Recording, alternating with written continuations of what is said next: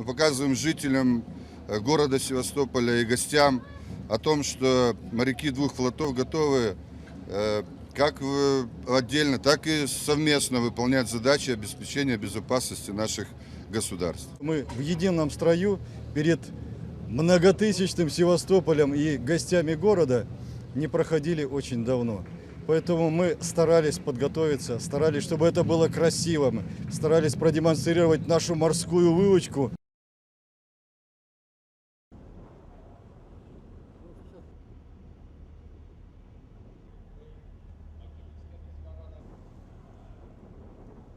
Демонстрирует боевой натиск и Андрей Ярославцев. Старший лейтенант Григорий